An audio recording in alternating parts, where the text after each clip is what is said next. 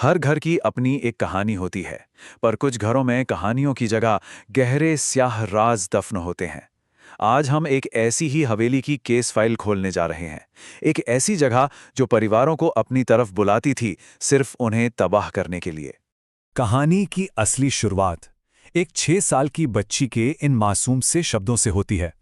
वो शब्द जो एक परिवार के सबसे भयानक सपने की पहली दस्तक थे। तो चलिए मिलते हैं राठौर परिवार से। विक्रम, उनकी पत्नी श्रुति और उनकी बेटी मायरा। ये लोग शिमला में एक शांत, सुकून भरी जिंदगी का सपना लेकर आए थे, लेकिन उन्हें इस बात का जरा भी अंदाजा नहीं था कि जिस घर को वो अपना सपना समझ रहे हैं, वो असल में एक सौदा था, एक बहुत ही खतरनाक सौदा। अब जरा इस पर नजर डालिए। शिमला जैसी जगह जहां एक ठीक ठाक फ्लैट की कीमत भी 1.5 से 2 करोड़ तक जाती है, वहां एक पूरी की पूरी हवेली सिर्फ 45 लाख रुपए में।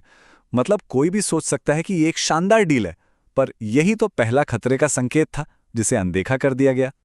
और हां, जब विक्रम ने इतनी कम कीमत की वजह पूछी, तो एजेंट का जवाब भी बड़ा अजीब और गोलमोल सा था।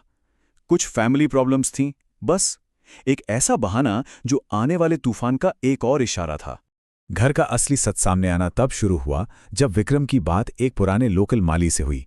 यहीं से कहानी हमें वक्त में पीछे ले जाती है, उस घर में हुई पहली त्रासदी की तरफ। माली ने जो बताया वो चौंकाने वाला था। 80 के दशक में यहाँ विलियम्स परिवार रहता था। फिर एक रात अचानक सब खत्म हो गया। एक भयानक मर्डर सुसाइड, और उसके बाद से एक सिलसिला शुरू हो गया। सालों तक कई लोग आए, पर कोई टिक नहीं पाया। कुछ ही महीनों में सब घर छोड़कर भाग जाते थे।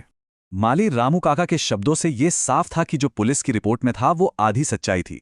असली कहानी, असली वजह घर की दीवारों में ही कहीं कैद थी। और बस यहीं से कहानी ने एक ऐसा मोड़ लिया जिसकी किसी ने कल्पना भी नहीं की थी। विक्रम को घर में एक छिपा हुआ बेसमेंट मिला, और उसके अंदर जो सबूत मिले, उसने ये साफ कर दिया कि ये मामला किसी भूत प्रेत का नहीं, बल्कि कुछ और ही था। तो जो सबसे बड़ी बात पता चली वो ये थी कि घर में जो भी था वो चार्ल्स विलियम्स का भूत नहीं था। नहीं, वो एक बहुत पुरानी, एक बदले की आग में जलती हुई शक्ति थी, जिसने चार्ल्स को सिर्फ एक मोहरे की तरह इस्तेमाल किया था। इसका पहला ठोस सबूत मिला चार्ल्स विलियम्स की डायरी से। अपनी कांपती हुई लिखाई में, अपनी आखिरी एंट्री में उसने साफ साफ लिखा था कि कोई बाहरी शक्ति है जो उसे कंट्रोल कर रही है। मतलब 1987 की उस रात का जिम्मेदार वो नहीं था। और फिर मिला सबसे खौफनाक सबूत, जब उस शक्ति ने खुद मायरा के शरीर का इस्तेमाल करके बात की और अपना मकसद बताया। वो उसी बेसमेंट में बंद होकर तड़प तड़प कर मरा था, और अब उसका सिर्फ एक ही मकसद था, हर आने वाले परिवार को वही दर्द देना। अब जब मकसद साफ था, तो राठौर परिवार के साथ जो कुछ भी हुआ उसे एक सोचे समझे मनोवैज्ञानिक हमले के तौर पर देखा जा सकता है।